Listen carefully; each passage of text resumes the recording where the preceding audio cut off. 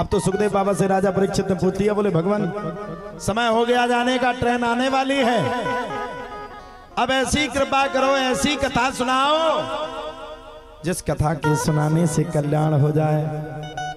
बोले अब बताओ भैया कौन सी सुना दे, 7 दिनों से तो सुना रहे। बोले आज मैं कथा को सुनना चाहता हूं। वो गरीब ब्राह्मण कौन है जिसने गरीबी में रह करके भी परमात्मा को नहीं छोड़ा। कृष्णस्यासीद सखा कश्चित् ब्राह्मणो ब्रह्मविद्तमः विरक्त इंद्रियार्थेषु प्रशांतात्मा प्रसीदत। कृष्णस्यासीद सखा कश्चित् ब्राह्मणो ब्रह्मविद्तमः विरक्त इंद्रियार्थेषु प्रशांतात्मा प्रसीदत। देख सुदामा की दीन दशा, करुणा करके करुणानिधि रोए, पानी परात को हाथ छुओ नहीं, नैनन के जल से पग धोए। सुदामा के घर में 4-4 दिन तक भोजन नहीं बनना है। सुदामा के घर में 4 दिन से भोजन नहीं बना। जब सुदामा के पुत्रों ने पूछा मैया क्या घर में कुछ है नहीं खाने के लिए, तब माता ने कह दिया बेटा आज भी घर में आज भी एकादशी है। 1 मास 2 पाख में 2 एकादशी हो, सो प्रभु दीन दयाल जो नित प्रतिदिन होमो। 1 मास 2 पाक में 2 एकादशी होए, सो प्रभु दीन दयाल जो नित प्रतिदिन होमो। इतने में सुदामा आ गए। सुदामा को देखा तो सुशीला ने कहा कुछ लाए हो? सुदामा जी ने कह दिया ओम नमो भगवते वासुदेवाय नमः। सुशीला समझ गई कुछ नहीं लाए, रोने लगी। क्यों जन्म दिया इन बालकों को जब भूखे मार रहे हो? भगवान को तरस आया। रुक्मणी माता ने कहा क्यों नहीं करते अपने मित्र की मदद? रो रहा है वो, बिलख रहा है, तुम राजमहलों में रह रहे हो, क्यों नहीं बुलाते?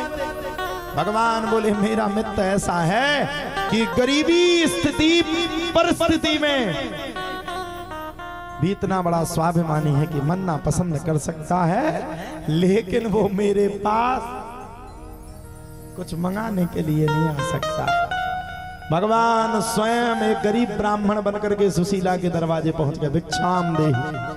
सुशीला ने कहा महाराज हमारे घर पे तो गरीबी नाम का सूतक है, वो हट नहीं सकता है, वो कट नहीं सकता है। भगवान ने कहा चिंता मत करो देवी, आपके पति के मित्र का नाम है द्वारकाधीश भगवान श्री कृष्ण, और मेरी एक सलाह मानो, द्वारकाधीश भगवान श्री कृष्ण के पास ही अपने पति को क्यों नहीं भेज देती? अच्छा सुशीला इस बात को जानती थी कि अगर मैंने सुदामा से यह कहा कि आप भगवान से कुछ मांगने के लिए जाओ तो सुदामा नहीं जाएगा। भगवान ने सुशीला ने सुदामा से यह नहीं कहा, अपितु सुशीला ने कहा आपके मित्र द्वारकाधीश हैं, आप उससे मिलने के लिए क्यों नहीं जाते? सुदामा बोले क्या करूं मेरे पास कुछ है नहीं। तब सुशीला ने जाकर के एक मुट्ठी चावल, 4 मुट्ठी चावल की पोटली बांध करके सुदामा जी महाराज को दे दी। सुदामा जी महाराज तड़पती हुई उस गर्मी की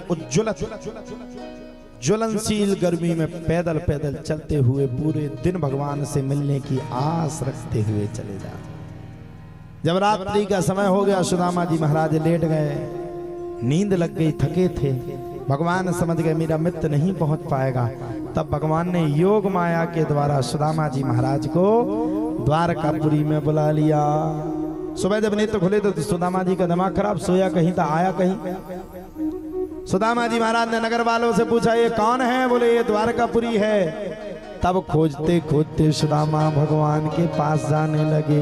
भगवान अपने बचपन के मित्र सुदामा को अपने महल में लाए और जब परमात्मा अपने बचपन के मित्र सुदामा को लाए तो देख सुदामा की दीन दशा। भगवान ने देखा फटी हुई धोती पहने हुए हैं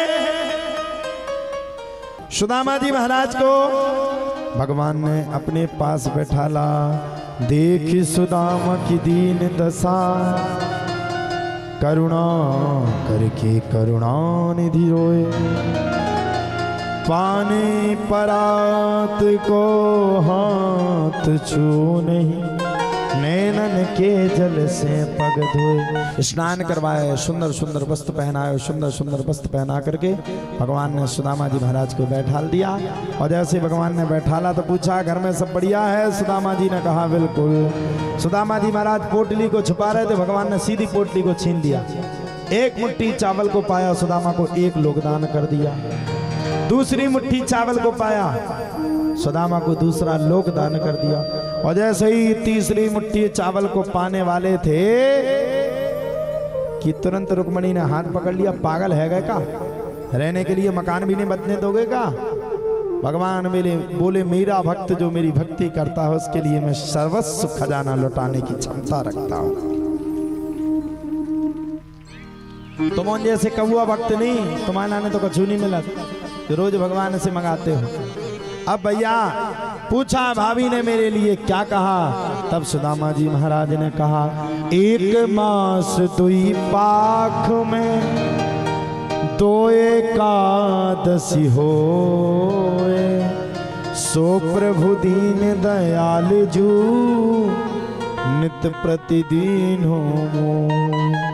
होनी थी सो हो गई, अब ना ऐसी हो। भगवान ने कहा होनी थी सो हो गई, अब ना ऐसी हो। और भाभी तेरे द्वार पे नित्य द्वादशी होए। जब भाभी तेरे द्वार पे नित्य द्वादशी होगी। देनहार कोई और है, भेजत है दिन रैन। लोग भरम हम पर करें, याते नीचे नैन। भगवान ने विश्वकर्मा भगवान को फोन किया। विश्वकर्मा भगवान भग पड़े, पहुंच गए विश्वकर्मा भगवान द्वारकापुरी बनाने के लिए। जब विश्वकर्मा भगवान पहुंचे तो सुशीला ने कहा मेरा मकान नहीं बनेगा, अगर तुम्हें मकान बनाना है तो मेरे साथ साथ मेरे पड़ोसियों के भी महल को बनाना पड़ेगा तो मैं रहूंगी। और तुम्हारे होती तो मैंने कहती एक काम करो, पड़ोसियन के सबरे करा दो, हम और बचूरान दो।